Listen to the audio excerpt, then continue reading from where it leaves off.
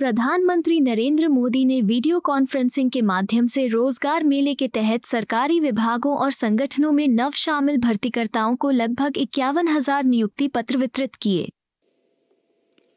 नमस्कार। आजादी के इस अमृत काल में देश की आजादी के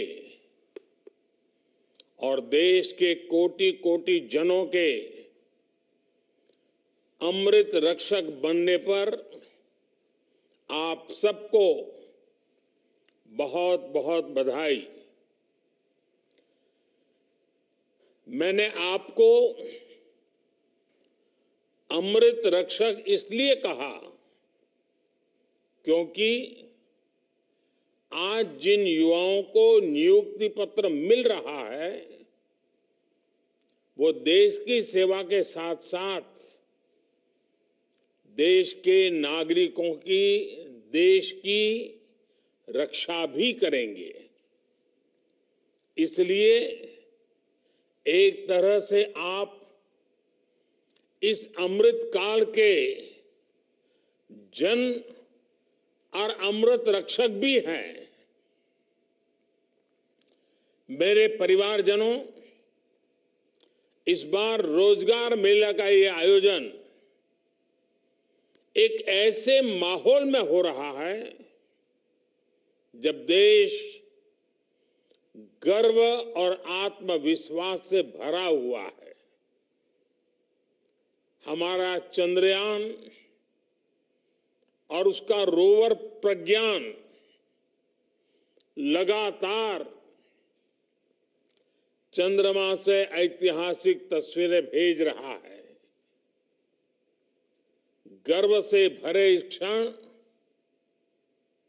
और ऐसे समय में आप अपने जीवन की सबसे महत्वपूर्ण यात्रा शुरू करने जा रहे हैं।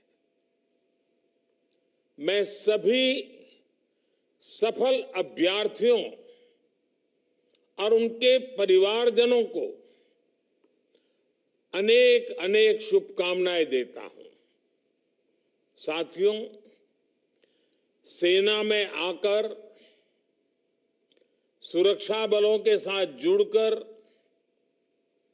पुलिस सेवा में आकर हर युवा उसका सपना होता है कि वो देश की रक्षा का प्रहरी बने और इसलिए आप पर बहुत बड़ा दायित्व होता है। इसलिए आपकी जरूरतों के प्रति भी हमारी सरकार बहुत गंभीर रही है। बीते कुछ वर्षों में अर्धसैनिक बलों की भर्ती प्रक्रिया में हमने कई बड़े बदलाव किए हैं। आवेदन से लेकर चयन तक की प्रक्रिया में तेजी लाई गई है। अर्धसैनिक बलों में भर्ती के लिए होने वाली परीक्षा अब 13 स्थानीय भाषाओं में भी कराई जा रही है। पहली ऐसी परीक्षा में सिर्फ हिंदी या अंग्रेजी चुनने का ही विकल्प होता था। अब मातृभाषा का मान बढ़ा है। इस बदलाव से लाखों युवाओं के लिए रोजगार पाने के रास्ते खुल गए हैं। पिछले वर्ष भी छत्तीसगढ़ के नक्सल प्रभावित जिलों में सैकड़ों आदिवासी युवकों की नियुक्ति की गई थी।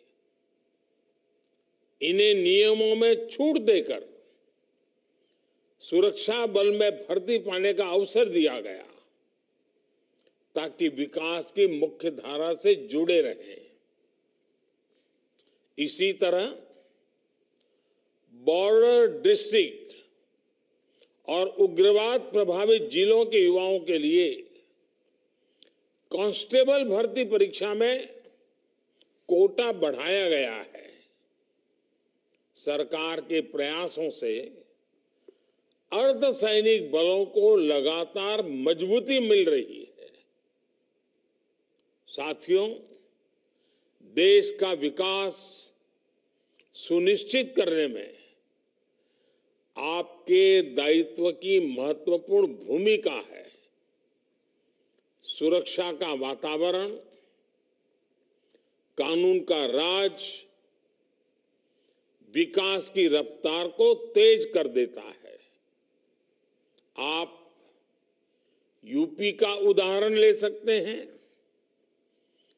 कभी यूपी विकास के मामले में बहुत पीछे था और अपराध के मामले में बहुत आगे, लेकिन अब कानून का राज स्थापित होने से यूपी विकास की नई ऊंचाई छू रहा है। कभी गुंडों माफिया की दहशत में रहने वाले उत्तर प्रदेश में आज भयमुक्त समाज की स्थापना हो रही है। कानून व्यवस्था का ऐसा शासन लोगों में विश्वास पैदा करता है और जब अपराध कम हुआ है तो यूपी में निवेश भी बढ़ रहा है, इन्वेस्टमेंट आ रहा है। इसके उलट हम ये भी देखते हैं कि जिन राज्यों में अपराध चरम पर है वहां निवेश भी उतना ही कम हो रहा है। सारे रोजी रोटी के सारे काम ठप पड़ जाते हैं। मेरे परिवारजनों, आजकल आप लगातार पढ़ते भी हैं और देखते भी हैं कि भारत दुनिया की सबसे तेजी से बढ़ती हुई अर्थव्यवस्था है। भारत इस दशक में टॉप 3 अर्थव्यवस्था में शामिल हो जाएगा और ये गारंटी जब मैं आपको देता हूं ना, बड़ी जिम्मेवारी के साथ मेरे देशवासी, मेरे परिवारजनों को ये मोदी गारंटी देता है।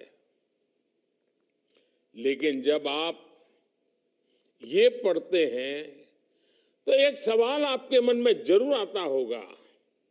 आपको यह वीडियो पसंद आया हो तो इसे लाइक करें, हमारे चैनल को सब्सक्राइब करें।